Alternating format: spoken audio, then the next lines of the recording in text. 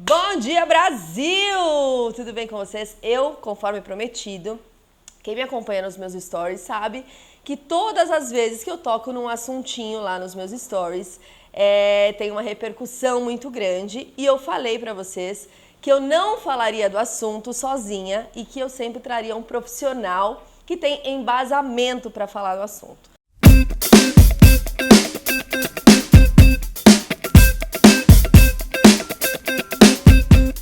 Pois bem, hoje o assunto não vai ser futebol, a gente vai falar um pouquinho mais sério hoje e a gente vai falar um pouquinho da minha história, que com certeza muitas pessoas acabam se identificando quando eu falo sobre isso no meu Instagram.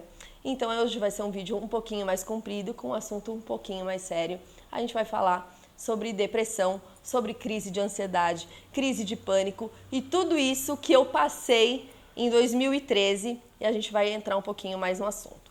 Para isso, como eu falei, não estou sozinha, obviamente, trouxe aqui o Paulo Trindade, é treinador comportamental e que me ajudou, assim, minha vida virou da água pro vinho depois que eu conheci o Paulo. Paulo, obrigada de você estar aqui, me ajudar nessa jornada,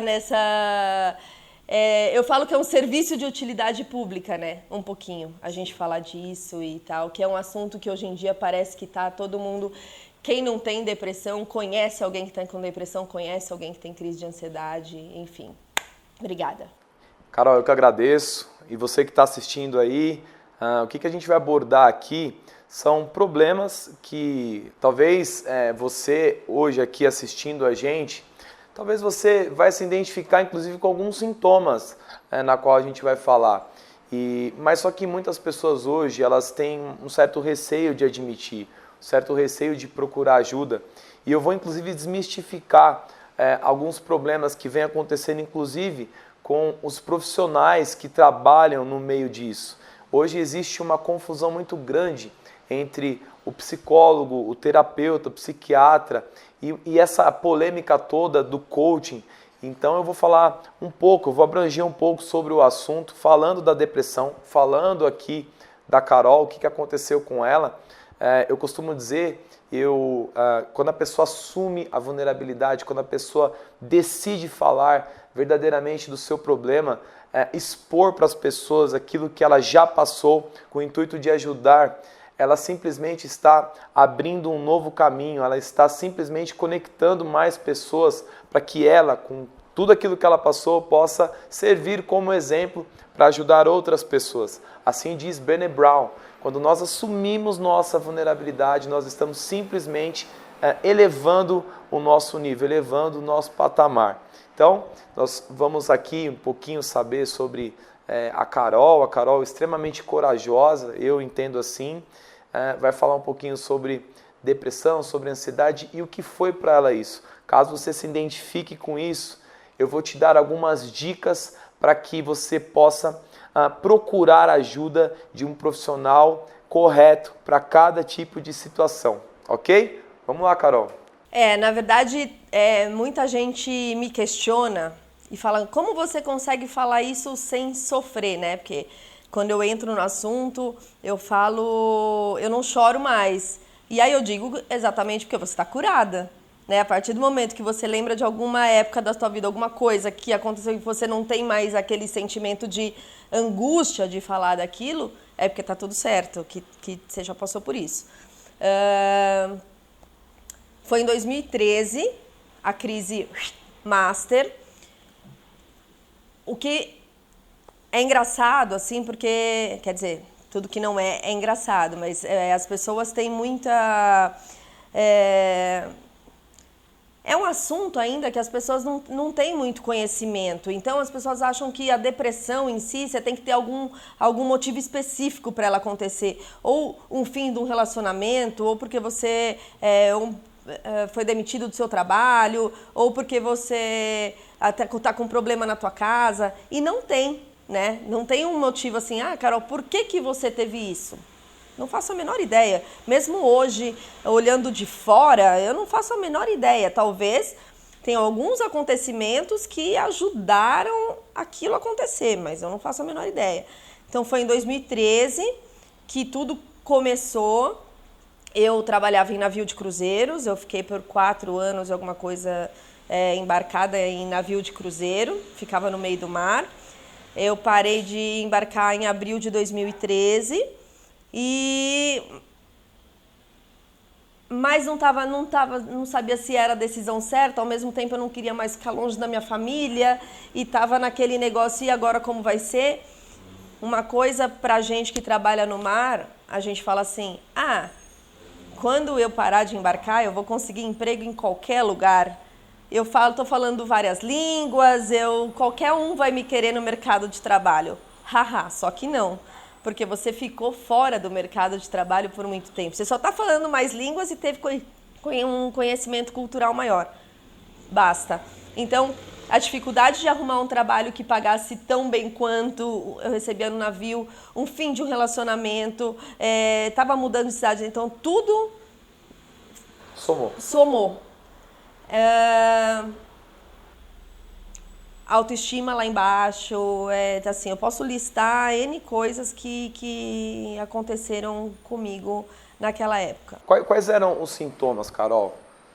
Quando você começou em 2013, você tinha uma vida até então normal, inclusive acordava todos os dias, trabalhava. Eu entendo que trabalhar no navio deve ser extremamente dinâmico, você deve usar seu lado físico e mental o tempo inteiro. E quando você começou a perceber que isso... Aí é que tá, como a jornada no navio é sempre muito intensa, a gente trabalha muito, era uma coisa que, entre aspas, eu não tinha tempo para perceber os meus sintomas. Porque você era meio que no automático, você trabalhava muito, descansava, trabalhava. Quando eu desembarquei, que o corpo deu aquela relaxada e que aí eu conseguia entender mais o que estava acontecendo à minha volta, eu não trabalhava mais, né? Eu estava de férias, procurando emprego, foi aí que o negócio desencadeou. Que aí eu percebi, não é que foi dali, já estava, mas eu só não tinha tempo para me conhecer, perceber o que estava acontecendo. Sintomas, coração aceleradaço, eu deitava na cama para dormir, eu não dormia, eu tinha muita insônia, boca seca, mas o tempo todo de boca seca, a cabeça que parece que pensa 1000 coisas ao mesmo tempo e não chega a lugar nenhum, tudo é um problema, o mundo tá contra você, tipo, o mundo tava contra mim, meus pais estavam contra mim, como pode seus pais tá contra você, mas você na pensa, sua cabeça isso na época. Na época você pensa isso, não é possível que meus pais não estão me apoiando, que não sei, ainda mais eu, que sempre tive uma família que me apoiava, como que naquele momento eles não estavam me apoiando naquilo. Então era o coração acelerado, eu chorava sem saber por que eu estava chorando, eu tinha uma tristeza que eu não fazia a menor ideia o porquê que eu estava triste, eu não queria assistir, onde é que eu não queria sair da cama. Bom, na época eu tinha um relacionamento e tinha acabado de conseguir um trabalho novo. Então parece que tá tudo certo, que tudo aquilo tá tudo ok. Do nada meu relacionamento terminou. E não é que na verdade você estava depositando naquele relacionamento ou naquele trabalho, se você se apega em alguma coisa para fingir que tá tudo bem. Quando o meu relacionamento acabou, tipo, meu mundo veio abaixo. Eu tinha acabado de conseguir esse trabalho, mas era em Curitiba, tive que voltar para São Paulo. Tive uma crise, eu não sei te dizer nem exatamente que crise que foi. Eu só sei que meu ex-namorado ligou para minha mãe em São Paulo, tive uma crise nervosa, se é que pode dizer assim, se existe isso, eu não sei o nome. Ele ligou para minha mãe em São Paulo, contou o que aconteceu, porque eu estava em Curitiba e eu ainda não tinha casa, então eu estava morando temporariamente na casa dele enquanto eu não conseguia o meu apartamento. Ele ligou para minha mãe, contou o que aconteceu, eu apaguei. Se eu te falar para você, eu sei o que aconteceu esse dia, eu não sei. Eu sei que ele ligou para minha mãe e quando eu acordei, a minha mãe estava na minha frente, me trazendo de volta para São Paulo. Diz ela que eu falava assim no voo, que eu também não lembro. Que eu o tempo todo do avião eu ficava falando assim, por mim esse avião cair agora, que aí esse sofrimento todo ia acabar. Todo mundo morre, mas pelo menos eu me livro disso. Vai, por favor, cai avião. Imagina as pessoas. Ela me contando, falava alto. Imagina as pessoas do lado. Deviam estar querendo me matar. Mas deviam estar querendo me matar. E eu não lembro disso. Ela disse que o tempo todo eu fiquei falando isso. O que meus pais poderiam fazer por mim? Porque eles estavam assustados tanto quanto eu, se a palavra... Não sei nem se seria assustado, mas assustado, preocupado, enfim. Por que eu fiquei assim? Então, a primeira coisa que eles fizeram foram me levar num psiquiatra. Graças a Deus, esse psiquiatra que indicaram para os meus pais, porque depois eu passei por alguns outros, só por manutenção, alguma coisa assim, e aí eu percebi o quão bom era o psiquiatra que indicaram para os meus pais. Ele ficou comigo conversando umas 2h30, depois chamou os meus pais e ficou mais, sei lá, 1h e meia conversando com os meus pais, até dar um diagnóstico final e até chegar num consenso do remédio que eu teria que tomar. Eu devo ter tomado medicamento, eu vou chutar, não faço a menor ideia, por uns 6 meses, e aí começou o desmame. Claro, sempre por orientação dele, a cada 2 meses a gente se falava, aumenta a dose, diminui a dose. Psiquiatra. Show.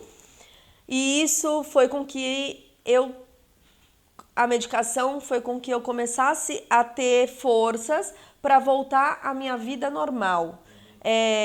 A começar a me entender de novo com a minha família, porque eu brigava muito com a minha família, eu tava nos nervos, assim, falava, tipo aqueles, sou pequenininha, né, tipo aqueles pincher, tipo, para voltar ao natural com a minha família, consegui voltar a trabalhar e conseguir, mas eu sentia que alguma coisa não estava legal. Claro que, além do psiquiatra, durante todo o tempo eu fui tendo junto um acompanhamento psicológico, porque o psiquiatra você não tem, você passa nele, você vai passar de novo depois que, se ele te der um remédio para 2 meses, você só vai passar nele depois de 2 meses. No retorno. Durante todo esse tempo eu tinha um psicólogo que me acompanhava. Maravilhoso. Até aqui então, falando para vocês que estão assistindo a gente, a Carol teve sintomas de ansiedade. Ou seja, o coração muito acelerado, a boca seca, a cabeça não para, extremamente pilhada. Isso, né, geralmente em mulheres e em jovens, nós damos o nome de transtorno de ansiedade generalizada. Por que isso acontece em mulheres e jovens? Porque existe uma oscilação grande hormonal. Quando existe essa oscilação grande hormonal, principalmente nas mulheres, o risco delas contraírem esse tipo de doença, que é o transtorno de ansiedade generalizado, é muito grande. O que é o transtorno generalizado de ansiedade?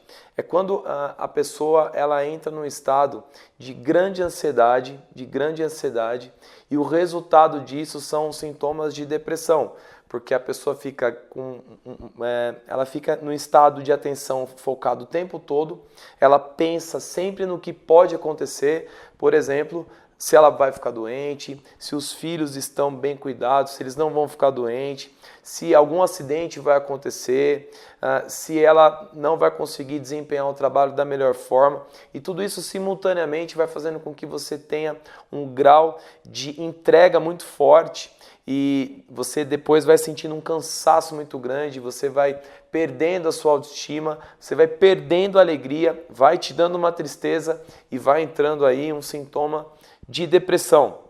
Mas tudo começa pela ansiedade, que a Carol trouxe aqui para nós, inclusive também já entrando no assunto dos profissionais, é que ela procurou um psiquiatra logo de cara, porque nós temos 3 modalidades de depressão, tá? Nós temos a depressão leve, nós temos a depressão moderada e nós temos a depressão grave. Quando eu voltei, quando minha mãe me trouxe de Curitiba, ela não me levou direto no psiquiatra. Eu pulei a parte mais importante de todas. Então tá. Enquanto eu fiquei alguns dias eles sem saberem o que fazer, alguém indicando um psiquiatra e tal, o que a gente vai fazer? Era uma tristeza, eu não saía da cama, eu não queria tomar banho, eu não queria fazer absolutamente nada da minha vida.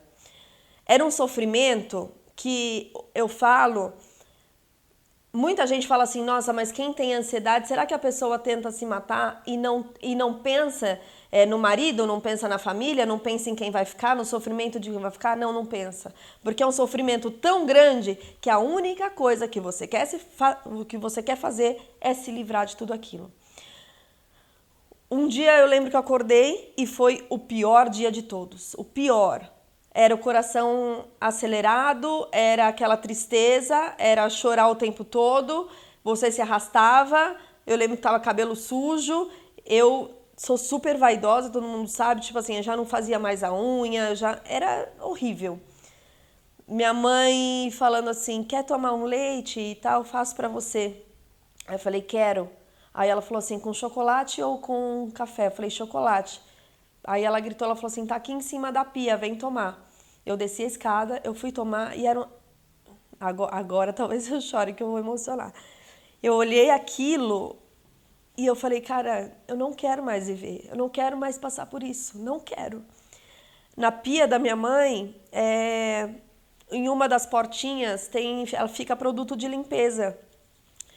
Eu abri a porta, mas para pegar um saquinho de lixo, para pôr no lixo. E eu vi ali diabo verde. Pra quem não sabe, diabo verde é aquele negócio que você desentope pia. Aí eu falei, não quero mais isso. Eu joguei o diabo verde no meu leite, misturei e tomei. Eu comecei a passar muito mal. Eu gritei pra minha mãe. Óbvio que eu comecei a passar mal, né? Não é uma vitamina. Eu gritei pra minha mãe e falei, mãe, me leva pro hospital agora que eu tô passando mal. Sem contar nada.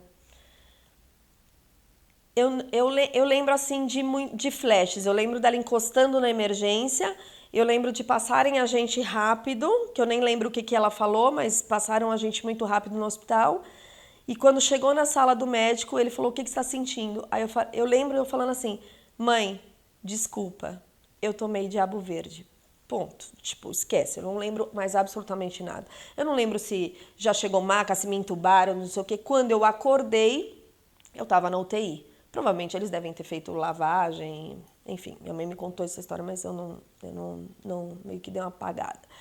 Eu fiquei na UTI por alguns dias, e aí, aí na UTI para eles me liberarem e tal, teve que ter também um acompanhamento psiquiátrico, e aí pediram para encaminhar. Enquanto eu estava na UTI, meu pai e minha mãe, se tinha algum psiquiatra para indicar isso, aquilo, outro, foi quando eu fui nesse psiquiatra que eu falei, ou seja, eu pulei a parte mais importante da história, onde, tipo assim, quem tem uma depressão, uma crise de ansiedade, tudo aquilo que eu passei, você fica totalmente egoísta. Hoje, em sã consciência, eu fico pensando, meu Deus, se tivesse dado o que eu queria que tivesse dado, se eu tivesse realmente tirado minha vida, como que estaria a vida da minha mãe e do meu pai hoje? Porque isso foi em 2013. Mas com toda a certeza do mundo, eles estariam se culpando até hoje, achando que faltou alguma coisa para mim, que eles não fizeram alguma coisa para mim. Você é pai, você sabe falar melhor do que eu. Como estaria a vida da minha avó, da minha irmã? Tipo assim, cara, como assim eu não pensei em nada disso? Mas não pensa, absolutamente você não pensa. E aí eu entro no seguinte conceito agora do que é a depressão. A depressão é uma doença psiquiátrica crônica. E qual o maior sintoma da depressão? A depressão ela te dá uma tristeza muito profunda. É uma tristeza profunda sem fim. Você não consegue sair dessa tristeza.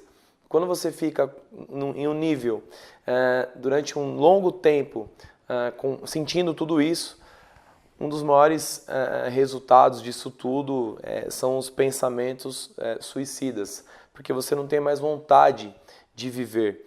Você perde o sentido na vida, nada mais faz sentido para você. E uma das maiores características, né, uma das coisas que o ser humano mais aprecia na vida é ter sentido por alguma coisa. Desde pequenos nós somos criados e ensinados a entendermos que tudo faz sentido. E quando a gente perde esse sentido, nada mais importa para nós. Então vem essa tristeza, vem uma tristeza profunda e você obviamente tem vontade mesmo de tirar a sua própria vida.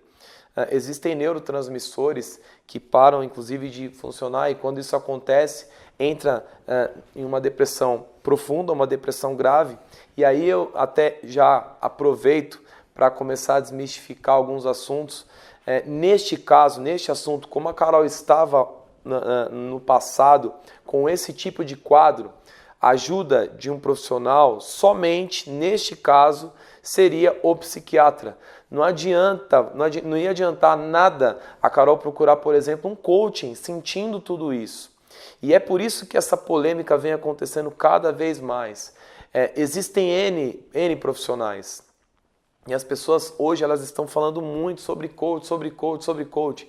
Mas quem é coach de verdade, quem faz isso verdadeiramente levando a sério, entendendo o que significa coach, jamais vai pegar um caso desse, jamais vai pegar um quadro desse. Um terapeuta, caso pegue, tá certo? Ele vai conciliar, como aconteceu com ela, o tratamento, tá, terapêutico junto a um psiquiatra. Porque chega num ponto que só o remédio, né Paulo? Com certeza. Só o remédio vai funcionar. Por que só o remédio vai funcionar, Paulo? Porque o remédio vai equilibrar neurotransmissores. De repente, o neurotransmissor da alegria, o neurotransmissor do prazer. Nós temos vários neurotransmissores aqui. Nós temos a serotonina, nós temos a dopamina, nós temos a endorfina. Então, de repente, por exemplo, um quadro de depressão leve, dá para você passar por terapias, dá para você fazer exercícios físicos, quando você altera a sua alimentação, quando você começa a se alimentar de uma forma mais saudável. Porém, entrou em quadro depressivo, não é atendimento de coaching. O atendimento é terapêutico, é um terapeuta, é um psiquiatra, se for o caso de mais grave, se precisar tomar uma medicação. Ah, Paulo, mas onde entra o coaching? O coaching entra somente quando a pessoa está focada em performance, em resultado, partindo do presente, pensando no futuro, naquilo que ela quer lá na frente e não trazendo coisas lá do passado. O coach ele não tem essa capacidade de solucionar, de fechar feridas do passado. O coach simplesmente, ele depois de um processo terapêutico, depois de um acompanhamento psiquiátrico, quando a pessoa se encontra num nível de equilíbrio, o coach ele vai entrar e aí sim ele vai ajudar a pessoa a conquistar aquilo que ela precisa.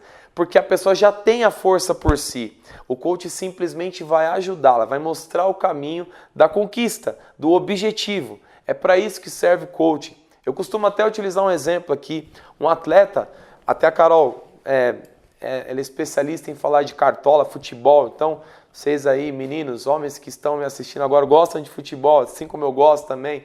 Um atleta, quando ele não está 100% na sua condição física, o treinador, o coaching, jamais vai colocá-lo em campo para jogar. Ele vai ficar de repouso, ele vai ficar tratando, de repente, um problema muscular ou até mesmo um problema mental, não está bem emocionalmente naquele dia. O treinador ele vai identificar aquilo e ele vai encaminhar para o departamento médico, que não é o seu departamento. Isso está acontecendo demais no mercado. As pessoas estão confundindo as bolas, confundindo esses profissionais. E se todas as pessoas parassem para pensar e elas conseguissem identificar a sua missão, o seu papel, todos esses profissionais, inclusive até falo para você, depois eu vou falar um pouquinho do que eu faço, podem trabalhar em conjunto. Essa é a melhor forma de ajudar um ser humano, de ajudar uma pessoa. Cada um no seu quadrado, cada um fazendo a tua função. Gente, essa conversa ainda vai longe e a gente sabe que hoje em dia nem todo mundo tem tanto tempo assim para ficar no YouTube. O que a gente vai fazer? Vai dividir essa história em 2 capítulos. Então você fica esperto que já já sai o 2º capítulo. Beijo!